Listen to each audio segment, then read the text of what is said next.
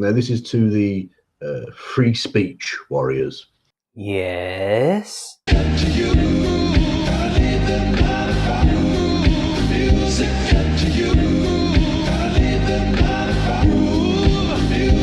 the free speech warriors are people, not people who actually support free speech. I've got no problem with people who actually support free speech. The people I'm talking about are the people who dry hump the shite out of free speech when it comes to supporting the bigotry and fucking nonsense of their own side. So, social justice warriors, right? So, Angry Aussie defending Clementine Ford, you defending Laughing Witch against Thunderfoot when she was doing the whole false flagging campaign and you never, grassed her up. Yeah. Do you mean those kinds of people? Whilst being absolutely fine with the silencings of the opposition. Are you sure you're not talking about yourself, Kevin? Because you're describing yourself there and what you've been up to over the last couple of years on YouTube. Just wondering. So who do you think he's talking about, people? Is he talking about his own side, or is he talking about, quote-unquote, our side? Our quote-unquote community? I'll give you a guess. I think we all know, if you've followed my shite here on my work here on this YouTube channel, I think you know the sort of people I'm referring to here. I'm pretty sure it's not the people that do it on your side, but the mythical, unnamed people who allegedly do it on my side, who you won't even name names because you don't have any names, because you have no evidence and no actual proof that anybody on our side actually does the things that you claim we do. Am I right, Kev? I'm not going to name any individuals because individually they may not necessarily be as bad on these issues as it may first appear, or they may not necessarily fall in line on all of these issues. So I'm not going to name any names. I think that would be a tad unfair. Oh, so Kevin Logan cares about individuality all of a sudden instead of the group collective. Wow, amazing. You know what? I never thought I'd see the day you actually realise that groups don't define an individual. Yeah, great one, Kev. But we all know why you're not naming names. It's because you haven't got any names. You don't have anybody who you can show as an example on the anti-SJW, anti-feminist side that ignores the bigots and is anti-free speech but claims to be pro-free speech. Meanwhile, I can list plenty of names from your side who are exactly like how you described. We've got yourself, Laughing Witch, Jenny McDermott, Christy Winters, H-Bomber Guy, Michael Rowlands, Tim. Oh, the list is endless. Do I need to go on? Given the examples I'm about to bring up, and they might be okay on those issues. So, but yeah, I think generally, if you follow my stuff, generally the people and their fanboys that I'm talking about. And it's the fanboys that mainly do the bidding of these fucking people. But anyway. So we're going with the whole YouTubers have influence over their audiences argument now, do we? So hang on, Kevin. Either the YouTubers are ignoring it or the fanboys are ignoring it. And how exactly are these fanboys doing these YouTubers bidding if you can't actually name names and show examples of YouTubers telling audiences to go and do things? Now, there is one YouTuber I can think of who is a quote-unquote anti-SJW that I can definitely say orders his fans to do stuff, to attack people. That's AIU, for example. In fact, it's probably the only one I can think of who is a quote-unquote free speech warrior. But the thing is, about that whole term that we've invented, it pretty much sums up your whole side anyway. Like, it's just projection, Kevin. And we all know that you're really good at projecting, and you once could have become a film projector yourself, but, well, you ended up on YouTube. Now, these people, by and large, are right-wing arseholes. Wrong. Oh, Kevin, come on, you've talked to us enough times to know that that simply isn't true now, is it? Sargon is a centrist, Veer's left sometimes on some issues, Veer's right on some other issues. Miss Misa, myself, Louis Laval, loads of other people like Vernaculus, left-leaning. We also have some communists as well, like Samizdat, and we have, of course, some right-wingers, or they're not your traditional right-wingers. For example, you have that guy T, who's an anarcho-capitalist / libertarian. Some people just decide to base their opinions on the facts and not some kind of ideology, and it's a personal thing to them, and that's fine. So you know that we aren't just largely a bunch of right-wing arseholes. That's just you smearing us with one brush and going back to collectivisation. So you've abandoned the whole individual thing that you were going to go for, but now you're saying that we're all right-wingers. Okay, Kev, right. It's nice to see the internal logic is broken as usual. who want their free speech, their right to be racist and sexist, protected. Kevin, what do you mean? Hate speech or acts of hate, like acting out on hate speech? Because there's a big difference between saying racist and sexist things and actually doing sexist and racist things, because I'm pretty sure that saying these things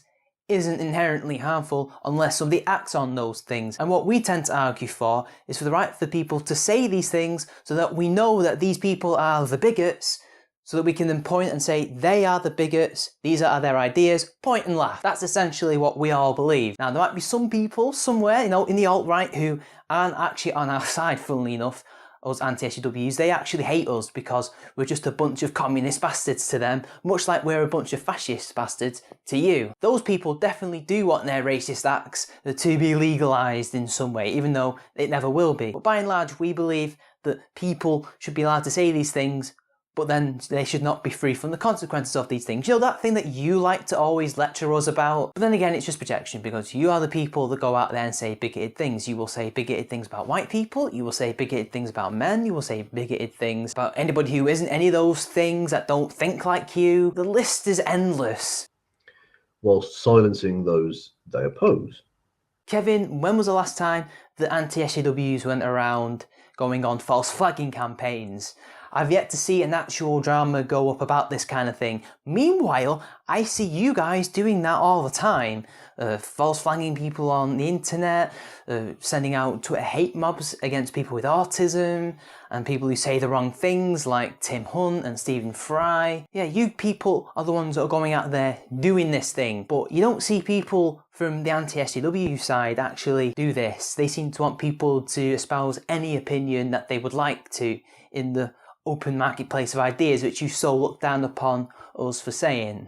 And pretending that they're for free speech, right? So Kevin, are you saying you can read these people's minds, or you've actually seen people say one thing but do another? Because I'm pretty sure the only people who say, do as I say, not as I do, are feminists and social justice warriors. But, I could be wrong. We've seen several examples of this. Who, what, why, where, Kevin? It's that simple. And the thing is, they like to play the victim and say, oh, the system's set up against them.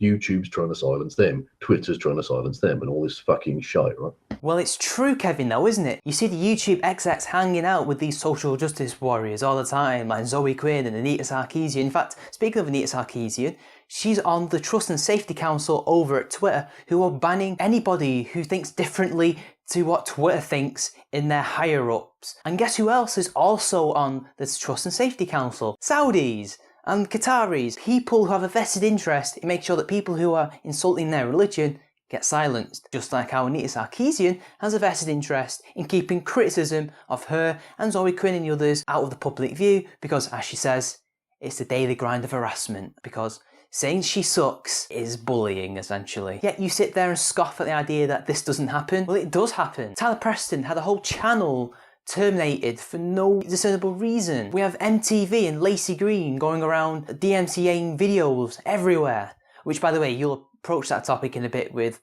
the golden one, which is interesting anyway. So again, don't poo-poo it when it's actually happening. Unless her name happens to be Thunderfoot or Bearing. If you look at the way in which these people, by and large, other than the odd example, they get protected.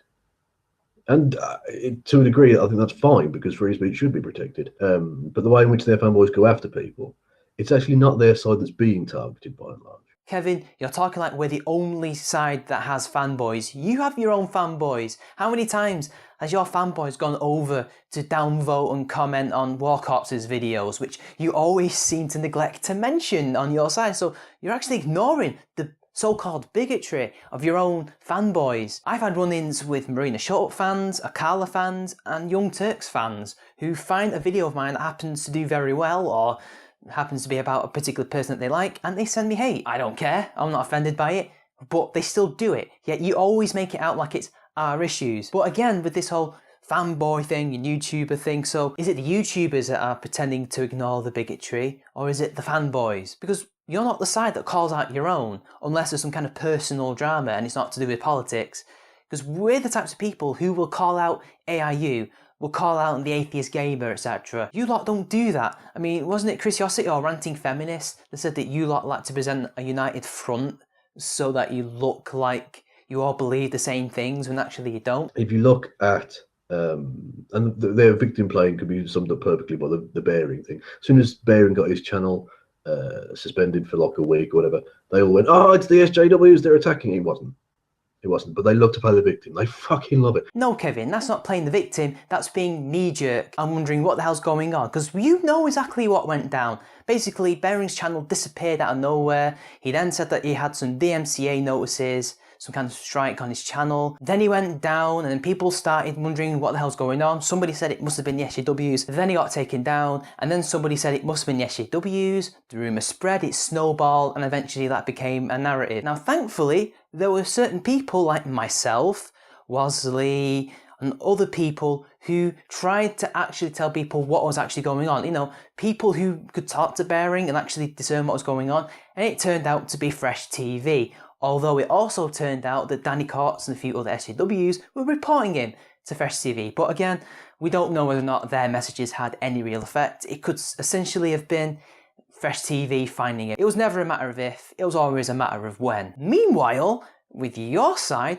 we have people like Christy Winters, Danny Courts, Laughing Witch, Jenny McDermott, and you, always playing the victim when you get called out for something stupid that you've done or something horrible that you've done.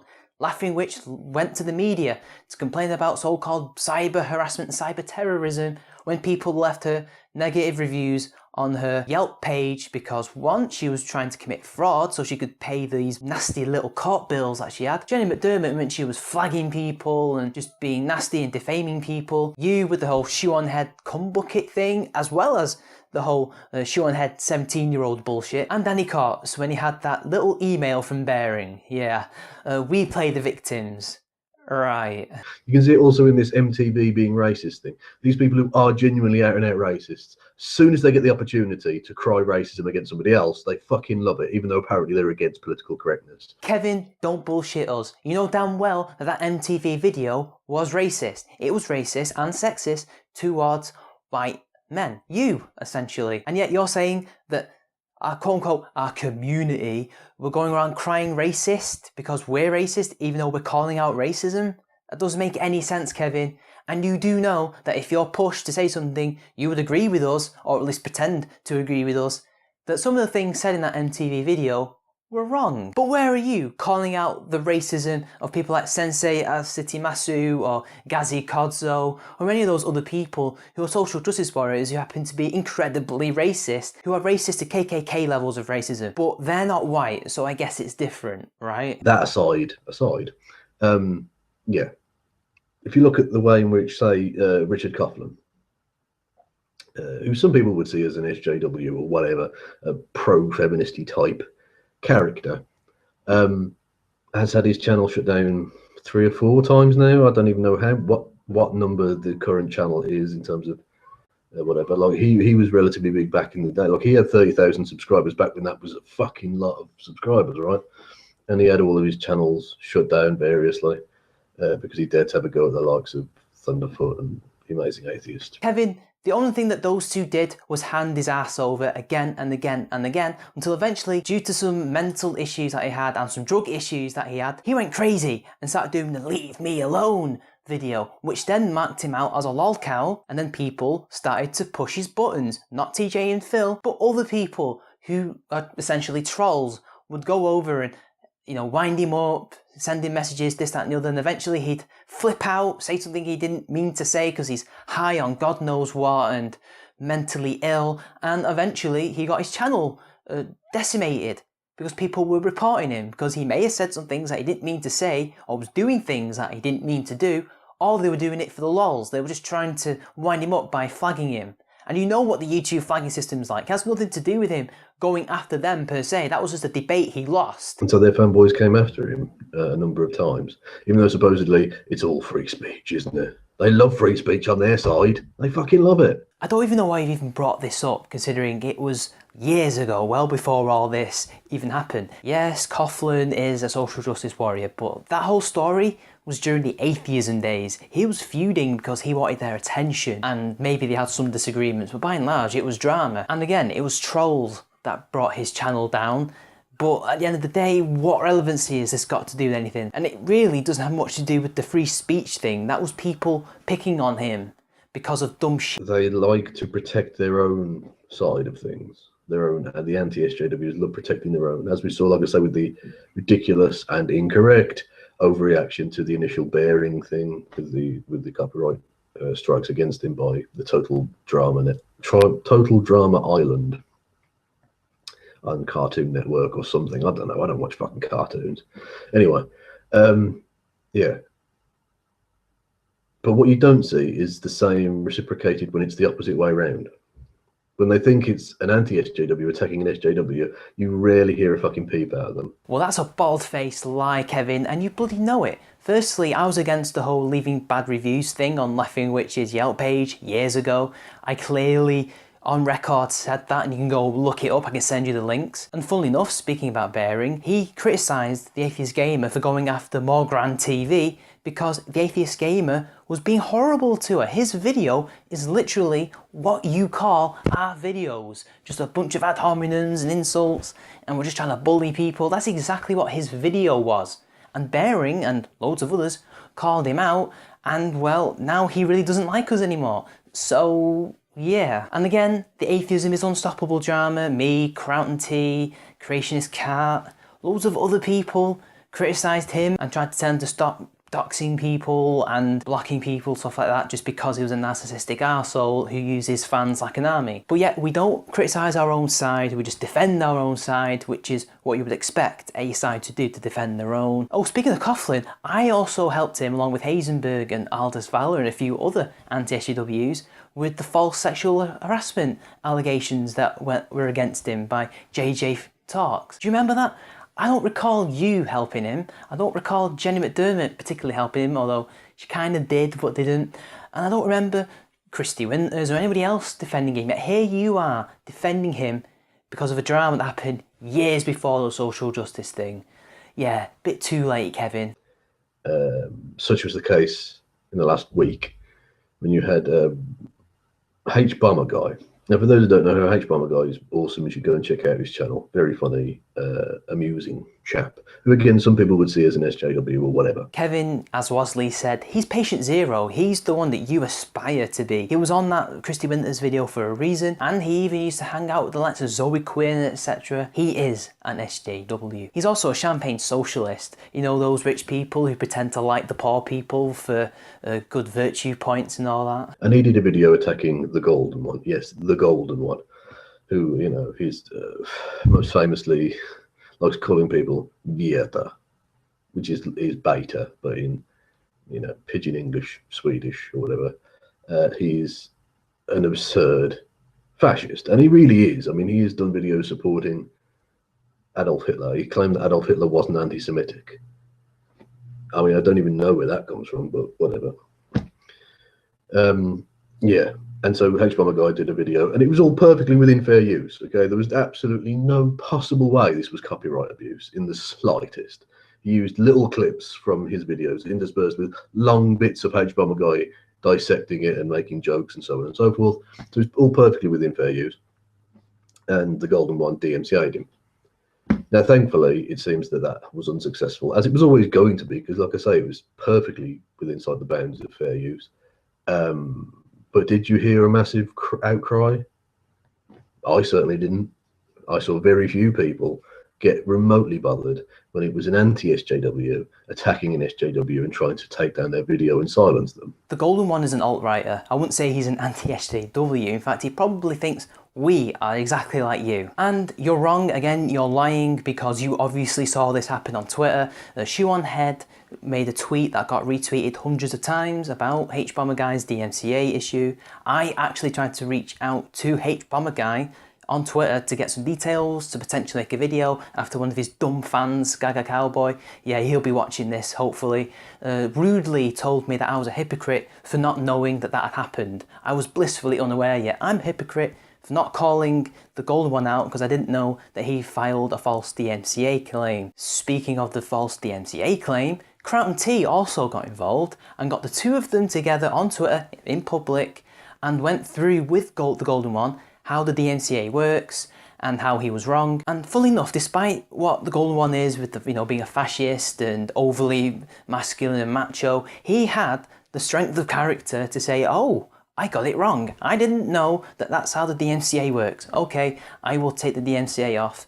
Lo and behold, H-Bomber Guy's DMCA is now lifted, the strike is gone, he's free to do whatever he wants, the video is now up. All because he came to us for help, or rather trying to catch us out as being hypocrites because he was tweeting at Sargon saying, "Are you going to help us now because of my free speech?" Yeah, just a word of advice, if you want help, actually be nice to us. Be nice to the people you're asking help for rather than trying to be nasty and trying to sneak in a little, oh, let's see if they'll be hypocrites, because we might not help because of that. If you want sympathy, try and be nice, okay? And it brings me on to the rather sad news.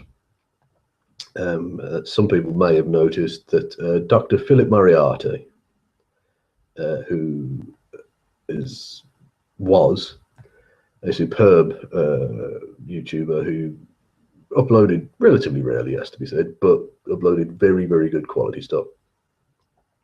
Some of it involving sciencey stuff because he's, you know, an actual fucking, you know, scientist and all that. So well done there, rationalists, driving a scientist from the YouTube community in favour of a fucking idiotic, uneducated, fucking pretend bear prick.